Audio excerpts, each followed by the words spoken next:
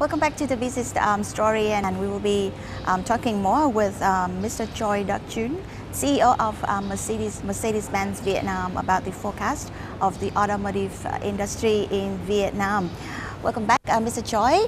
So you have shared with us about how that MBV has come to success, especially in 2017, and Mercedes-Benz has always a car of choice for its reputation of keeping the price, and it doesn't depreciate much in price over the time. But in the luxury segments, there is also a lot of competitiveness as well. And what is your take on this?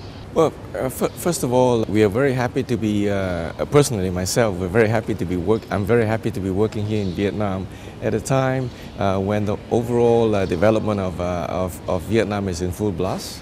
Yeah?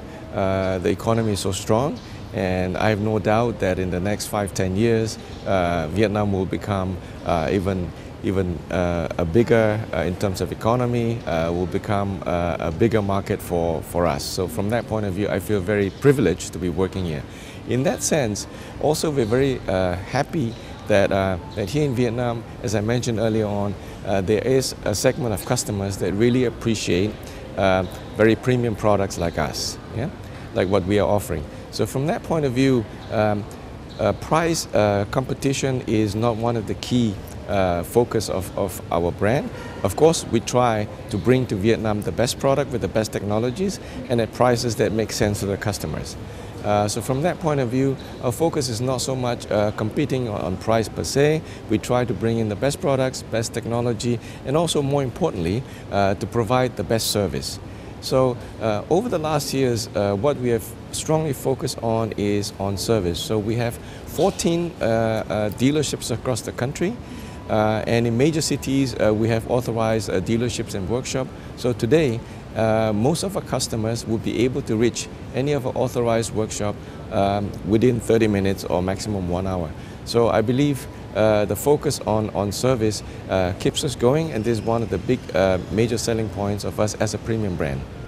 But generally speaking, because very new that there has been some new changes in the regulations, especially applied for the automotive industry, and I'm talking about Decree 116, and I'm sure that you have heard about it. So do you think that this is a challenge for MBV and for the industry as a whole? Yeah, overall in the last 18 months or so, with the changes in the regional business framework, especially with regard to ASEAN Free Trade Agreement, I think that the industry, not only in Vietnam but in the region, is transforming. And I believe these governmental regulations, specifically Decree 116, is also in relation to all these changes that are forthcoming.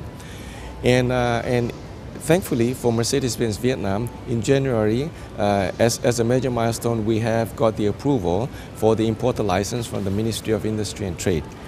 And in regard to the Decree 116, we have been taking our time to look very much into detail, to do all the necessary preparations. So we believe we will prepare accordingly, and we will fully comply with all the government regulations, because our interest here in Vietnam is to serve our customers in the best way we can, and also at the same time to continue our success here in the next years as we have been successful in the last 22 years. But do you think that it would affect the sales at all of MBV, because, you know, of course it's tighter control? Yeah. Fortunately, we have, as you see here next to us, is our assembly line. So the majority of our cars are actually produced here in Vietnam. Last year, of the 6,000 cars that we sold here in Vietnam, 20% were only imported. So comparing all this, yes, it can create additional work.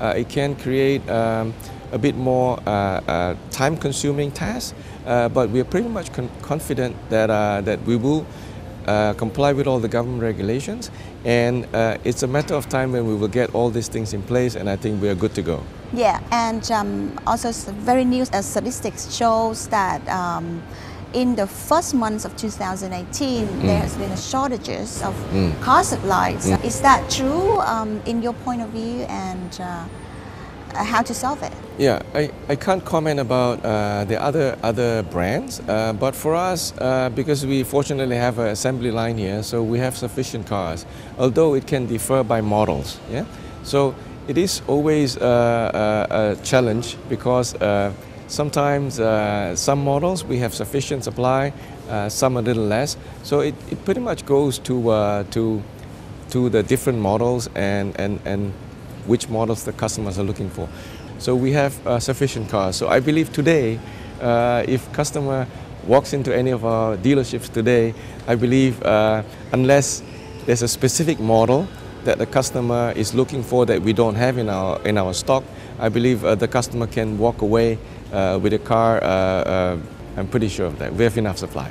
Wow, interesting. And actually, it's a good news, I think, for the audience of FBNC, considering if they considering a car for themselves and come to MBV. So we will be talking more about the future plan for Mercedes-Benz Vietnam in the future going forward in the next part, and we will take a little break here. Thank you. Mr. Choi Duc-Jun, CEO of Mercedes-Benz Vietnam, has shared with us about the effect of Decree 116 on the automotive industry in 2018, and we will be continue discussion with Mr. Choi in the third part of the business story.